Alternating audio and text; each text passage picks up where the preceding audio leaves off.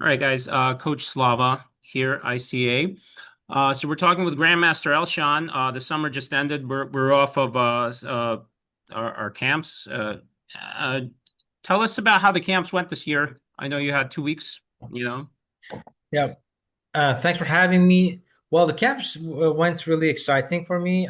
We had the newcomers and we had some returning faces from last year's online classes, and we went through my five concepts of calculation, some of the prophylactic comparison, process of elimination, some parts with creativity, touching some on the end game, a lot of focus on dynamics. Today's chess, as you can see, is more and more dynamic. You can talk all you want about chess, but at the end, it's just a brute force of lines and also your feeling for the position that the combination can gives you a good move.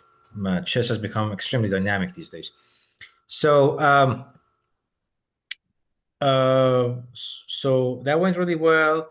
And then we had a talk with the kids in the class, and for the fall, we're going to continue this on the same path with more touch on the openings and some technical part of the middle game to the end game. And I think that's going to be somewhat exciting for me. I mean, I think so. I've looked into some of the older material I had from classics and some newer one from recent games. Because nowadays there are so many games. You just can open a GM tournament and you can extract material from just those games. So And they're at your fingertips. Like in the past, you can't. You had to buy a book or whatever. Now you could sort of check it out online. tournament bulletins and go back and forth. And now you just go there. There are like 50 games at a time, 2,500 average games above. So easy to find material. So yeah, that's going to be the thing. I'm quite happy about it. All right. So I mean, like one of the reasons that I wanted to do this video, I mentioned to you, I remember you telling me about your games against Korchnoi, and Kuprechik, and these are people that these are games that I would be interested in. But the irony is that a lot of my students below a certain level, younger kids, uh, they're more interested in the guy you played in 2008 named Levy Rosman, Gotham 18, Chess.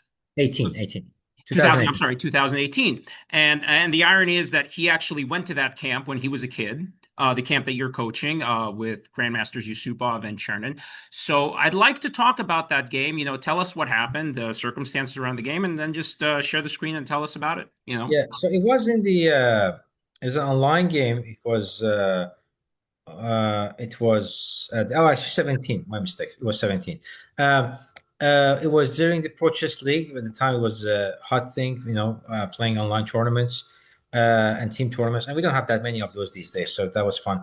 And the situation was that our opponents were heavily stronger than us in terms of rating. Like they had two GMs, so their average rating was higher. Our lower rated players were not performing so well in the tournament. So all in all, our team was not a favorite. So I was trying to play aggressively in my games, and I think against the three GMs I played, I scored one out of three. I had two draws, and then I lost because I tried too hard in one of the games.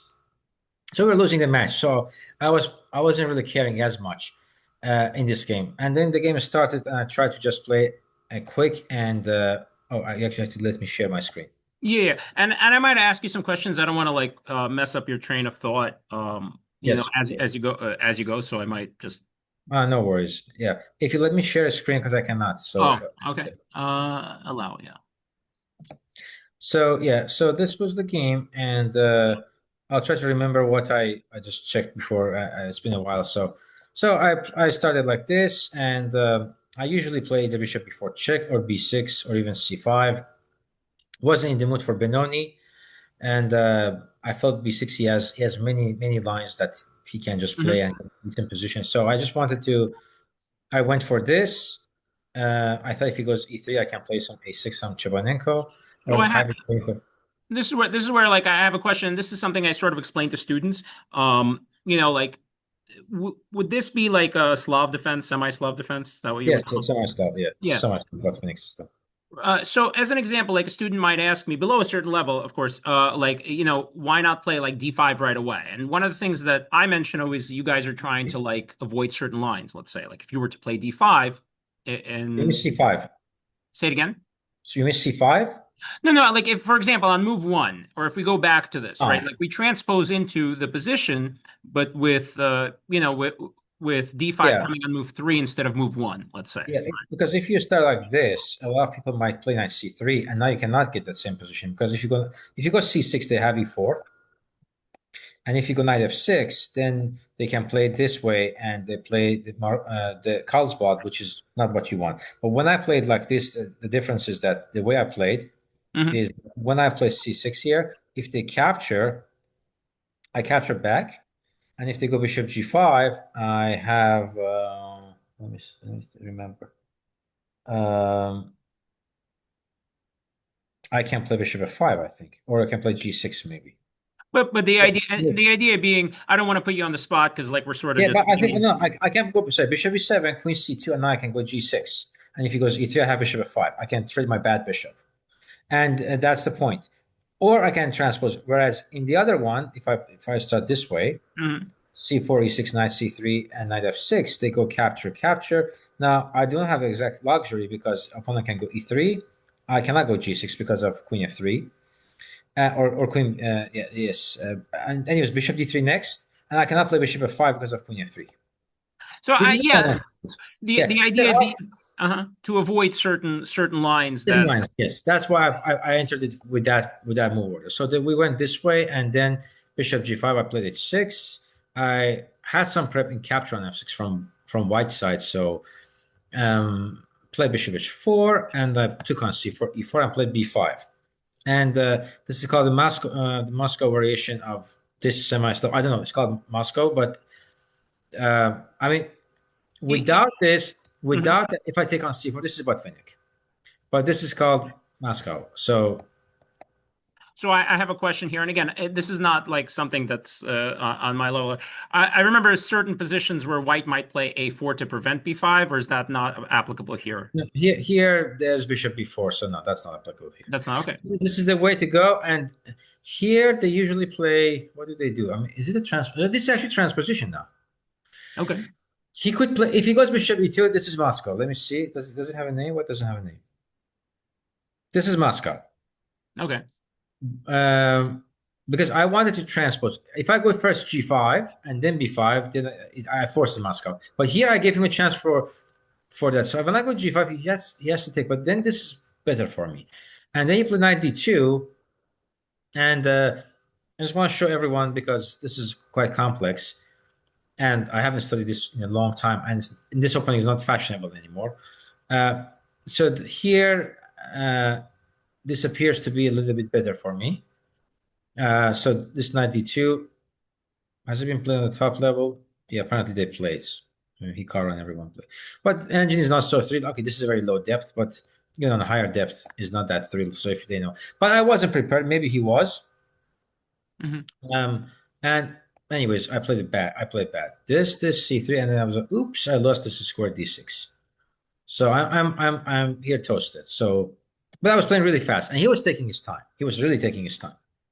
So I played bishop before of playing on a cheapo. I want to play c2 check. Hmm.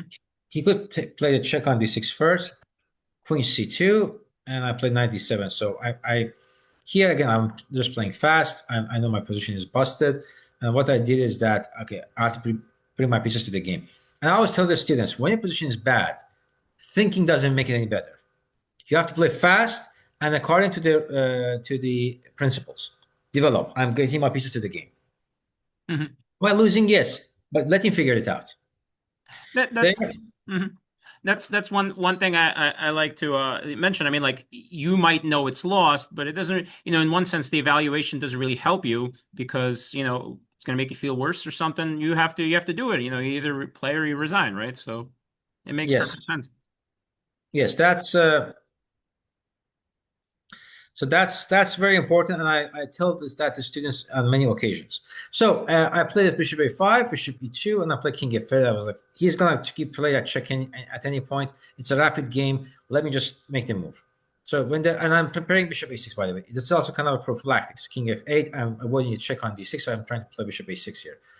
He's probably winning, or maybe not as much because he's kind of taking his time. He has to go like knight d6, bishop c4, rook b1, um, having an attack, and eventually castle play some f4, maybe h4, but he has to act faster.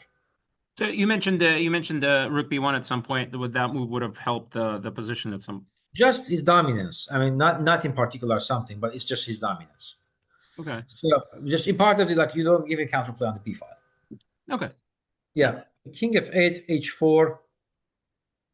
So I have to go g4. So I cannot afford take on h4, so I have to go g4. Pass the pawn doesn't matter. My king is weak. I have to go really fast. Bishop a6, rook b8. Try to counter. I'm crushed on the king side. So my only chance of playing on the other side. So he went h5, which is fine. Bishop a6. I have no choice. Bishop h4. Queen c7 is forced. I have to hang on to my bishop. Then he played knight d6. I was happy to see this move. I was very happy to see this move. I took on c4.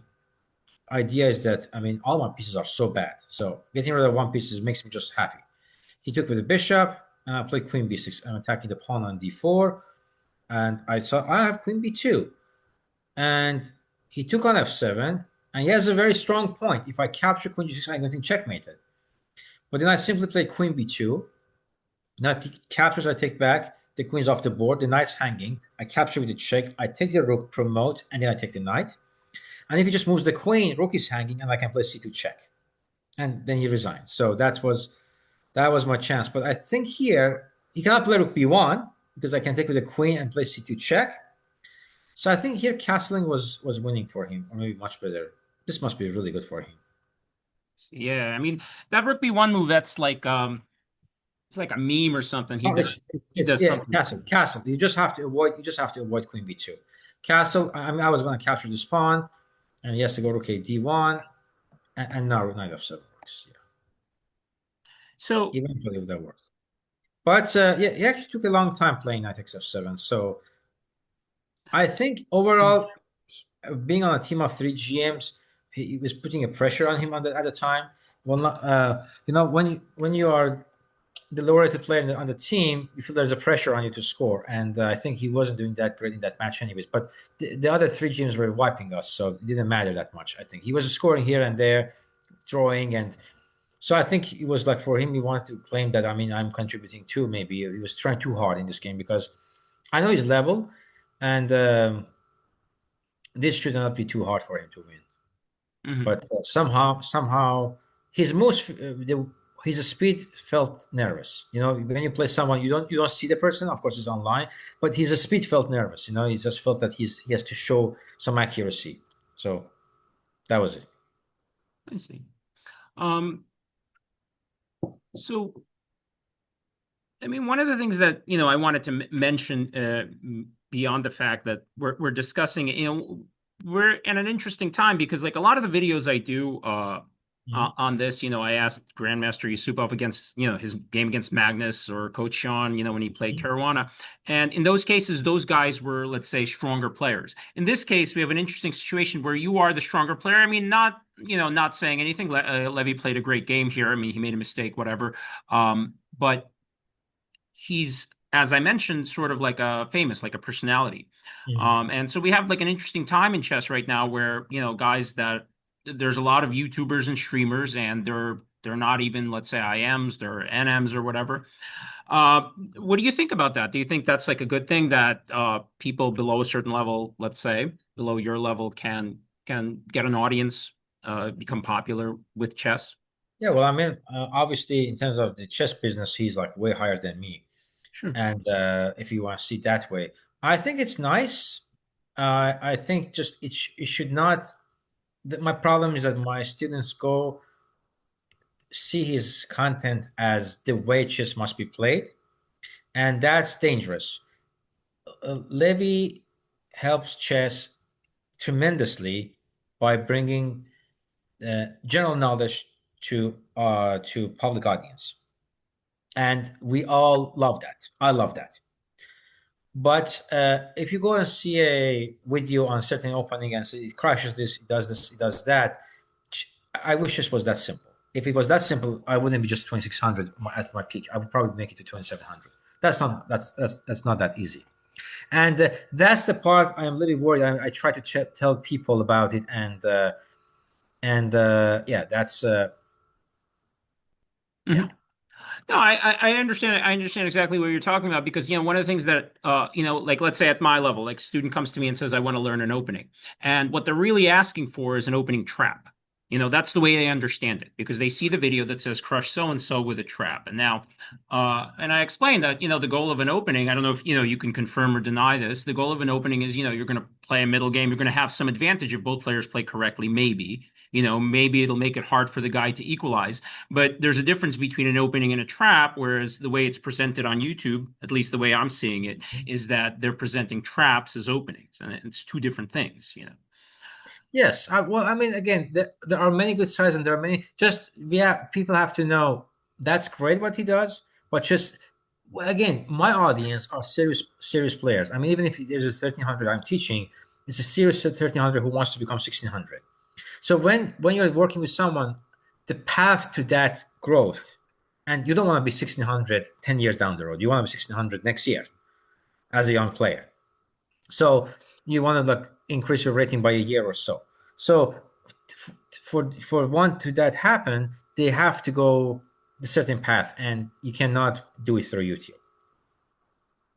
And that's one thing I want them to understand. They can go learn a few things, but that's just the tip of the iceberg, and they have to accept that. And because I see sometimes people say, "Oh, you don't need a coach, you don't need books, you don't need." No, you actually need. If you want to be that serious about chess, If that's your, and that's the other thing, if that's your goal, because some people, they might want to do it as part of, a leisure activity or whatever, and then, whatever they do, if they're happy with their results. But if a student is serious and they want to progress, then they do want a grandmaster coach. They want to understand why chess is, if it was like you mentioned, if it was so easy, everybody would be a grandmaster and it would be easy, and it wouldn't take that long.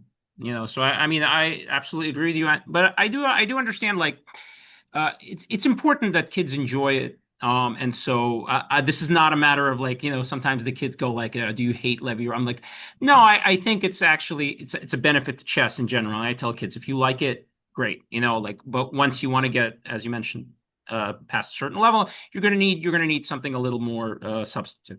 You know. yes.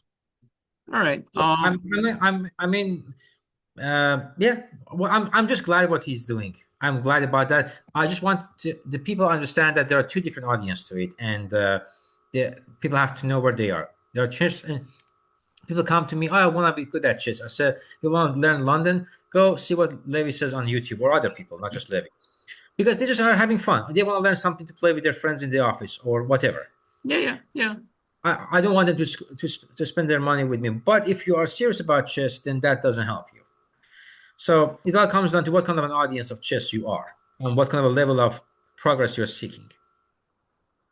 All right. I mean, I think that's fair. I think it's good. We're gonna add all the links in the description and everything, and I think it's been great. Yeah, I think that's so. and one great thing about his work is that he talks about the principles, which is very important. I mean, a lot of people think that principles don't matter anymore because chess is very dynamic, but they do still matter. Because one thing we forget is that we cannot think like the ancients. They are gods versus us. We are the minions of gods, not even minions. So we can never think anywhere close to the engine. Even if you make an engine move, it's probably more of a luck thing than we understand what we're doing. So if you want to play a game of chess with control, with your mindset, you have to study chess the old school. And I'm glad that Levi brings that up. So thanks to him for that. Yeah. All right. All All right. right. Thanks for having me. All right. We'll see you. We'll see you in class. We'll see. Maybe we'll do a video on Korchnoi and Kaprecik down the line. Once the kids find out who that is. Hopefully. Yeah. All right. Take it easy. Thank you so much. All right.